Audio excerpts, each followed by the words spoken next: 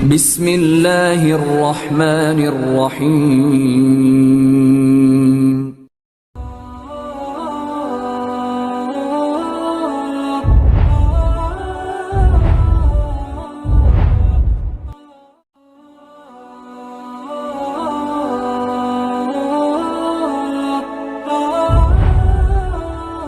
Itu adalah anak saya yang kecil ya. Saat itu kelas 3 SD. Itu Kamis sore itu ikut TPA ngaji Tabirawi itu. Lah itu jangan disuruh pulang. Enggak boleh betul. Bocah kecil ikut ngaji tidak boleh. Disuruh pulang. Kalau mau baliknya karena kamu sudah murtad semua tidak boleh. Jadi saya tuh nangis tuh. Di teras ini anak saya itu menengah itu.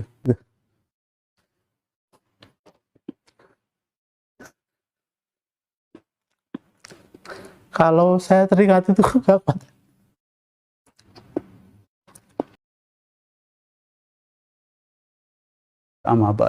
Alhamdulillah pada kesempatan yang berbahagia ini kita oleh Allah masih diberi nikmat kesehatan baik maupun pelonggaran yang pokok.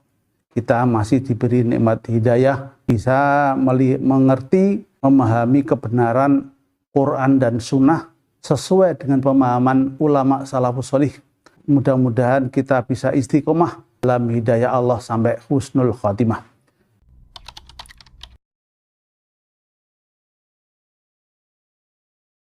Adapun pertanyaan bahwa bagaimana ceritanya saya dapat hidayah ini, yaitu perlu saya sampaikan, nama saya kenalkan dulu ya.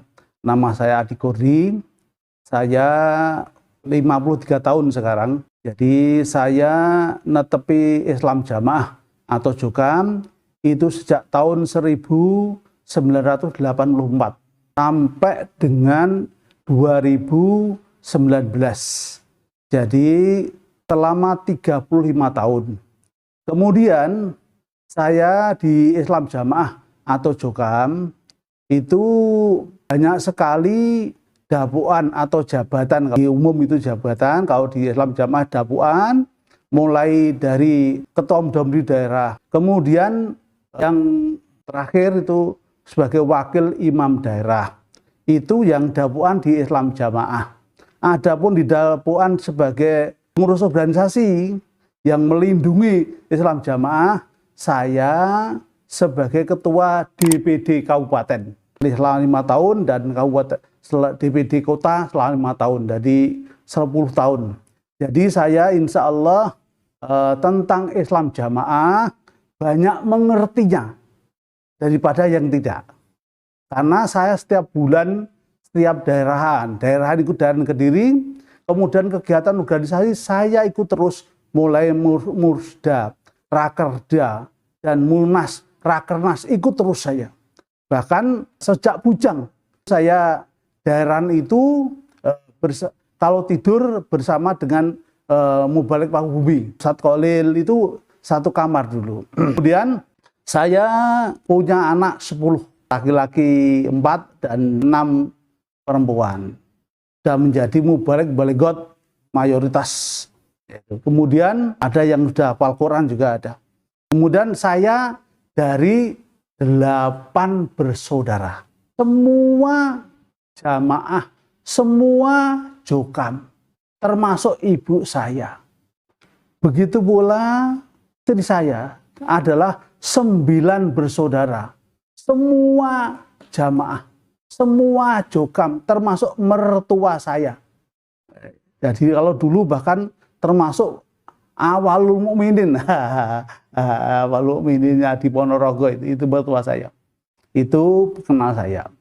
Kemudian saya dapat hidayah itu lantarannya adalah bahwa saya itu dilarang oleh keimaman tidak boleh berkomunikasi, berhubungan dengan 3 masyayikh. Padahal saya tidak ada masalah. Bahkan berteman sejak bujang, terutama dengan Syekh Khalil itu sejak bujang saya berteman. Kok tidak boleh? Ini tanda tanya. Nah, akhirnya ketika saya tidak boleh berteman, saya didatangi pengurus karena saya sudah masih berkomunikasi. Setelah didatangi pengurus, ya kenapa masih berkomunikasi? Saya jawab iya. Nah itu kan sudah dilarang oleh keimaman. Saya sampaikan, menurut dalilnya fa'inu mirabi maksiyah fala sam'a wala ta'ah. Kalau diperintah maksiat tidak boleh mendengarkan apalagi taat. Nah, katanya imam itu sudah musyawarah, tidak gegabah. Tapi kenyataan saya sampaikan, saya tidak itu musyawarah atau tidak musyawarah. Nyatanya menurut saya itu maksiat. Oh itu. Allah Rasul memerintahkan untuk berbuat baik, bersilaturahim. Lah kok ini malah melarang, termasuk semua tidak boleh berkomunikasi. Akhirnya karena saya dinyatakan tidak taat, maka kemudian saya tidak boleh mengikuti semua kegiatan jamaah atau jukam, yaitu termasuk anak saya. Semua anak saya tidak boleh. Itu padahal kalau boleh dikatakan seandainya saya dan saat itu saya belum tahu apa-apa, saya hubungan baik kok, itu aja. Nah, justru dari itu saya ingin tahu sebenarnya ada apa ini. Ulama-ulama yang disekolahkan di Mekah 10 tahun, 12 tahun, kok pulang membawa ilmu, padahal membawa sanad komplit. Lah kok malah nggak oleh, ini ada apa? Ada yang hati nurani saya bertanya ada apa ini. Maka saya semakin penasaran untuk mencari tahu. Nah, itulah yang saya alami. Kemudian ya karena saya di NI lah ya, di nonaktifkan langsung Pak. Jadi begitu nonaktif langsung tidak boleh ikut kegiatan dan sebagainya. Itu.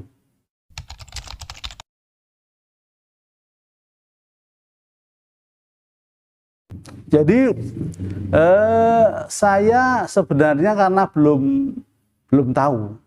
Itu anak saya ya nggak terima, istri saya ya nggak terima gitu. Jadi begini, waktu dibacakan surat maklumat atau NA itu saya sedang di Gresik, di Pak Kasmudi. Saat itu setelah Rokim dengan Pak Wahyudi, dengan Pak Fauzi. Ingin menanyakan apakah betul takfir dan sebagainya. Katanya Pak Guru tidak boleh, takfir tidak boleh, orang larang ngaji tidak boleh, seperti itu. Nah, itu di istri saya yang ada dan anak-anak saya dipanggil di masjid sebelah ini, dipanggil oleh ada pengurus imam daerah, wakil imam daerah, semua imam desa dan kelompok, kemudian dibacakan hasil musyawarah. Katanya dari pusat seperti ini, karena Pak Kurdi sudah tidak taat, maka semua keluarganya tidak boleh mengikuti kegiatan amrin jami, istilahnya kegiatan jamaah atau jukam itu dalam jamaah. Nah, akhirnya nggak boleh bertanya. Nah, anak saya yang perempuan pagi harinya, malam Rabu pagi harinya anak saya ke rumah Pak Imam daerah. Menanyakan, loh Pak, saya itu kan tidak ngerti apa-apa. Kalau toh salah hanya Mas Anu ayah saya dan kakak saya Alek. Nah, kenapa semua tidak boleh ikut kegiatan yang di jami itu? Bahkan dikeluarkan. Jawabnya Pak Imam daerah saat itu, ini sudah hasil musyawarah perintah dari pusat. Kalau Mbak Sinta memanggil gitu, masih tetap jamaah, maka syaratnya ada dua. Ini. Satu, membuat pernyataan bahwa masih jamaah. Ya, lah Sinta anak saya bertanya, loh Pak, lah saya kan belum pernah keluar dari jamaah, mengapa harus buat pernyataan tetap jamaah? Itu. Ya bagaimana dengan yang lainnya? Ya itu akhirnya ya itu udah hasil musyawarah. Ya, itu. Terus yang kedua yang berat itu, kalau memang tetap jamaah, maka harus membuat surat kewalian. Nah, anak saya kan sarjana hukum. Saya tanya, loh, bapak saya masih hidup, mengapa kok membuat surat kewalian? Katanya bapak udah kafir. Udah kafir, harus kewaliannya serahkan pada saya. Nah, justru dari situ anak saya semakin berontak, yang tadinya istilahnya ya ya pengen tetap jamaah itu. Lah yang paling tragis adalah anak saya yang kecil ya. Saat itu kelas 3 SD. Itu hari Rabu atau Kamis sore itu ikut TPA ngaji tabiraw itu. Lah itu jangan disuruh pulang. Nggak boleh betul. Bocah kecil ikut ngaji tidak boleh. Disuruh pulang. Kalau mau baliknya, karena kamu sudah murtad semua, tidak boleh. Jadi saya itu nangis tuh di teras ini, anak saya itu menengah itu.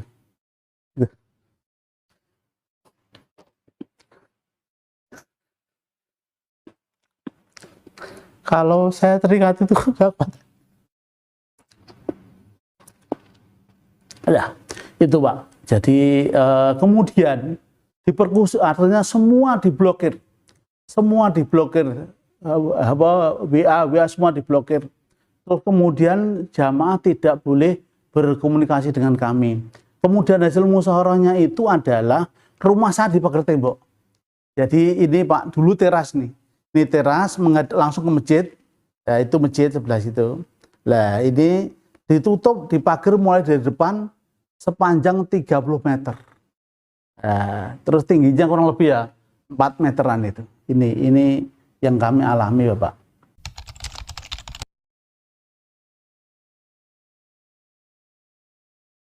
Kalau adik-adik saya atau keluarga saya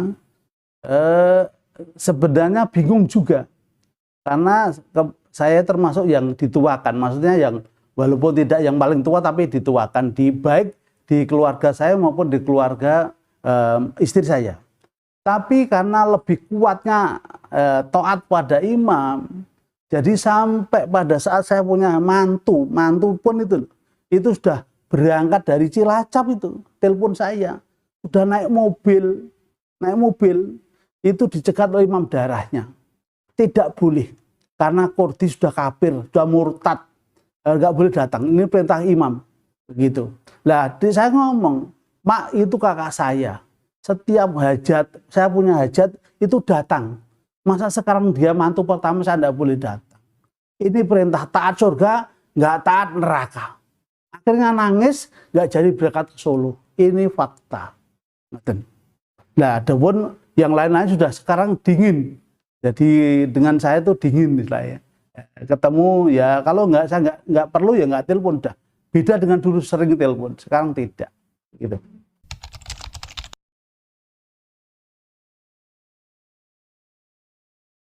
Jadi begini, dulu saya ini termasuk yang tukang doktrin, tapi di dalam pemahamannya selalu mengikuti apa kata imamnya, apa kata pengurusnya.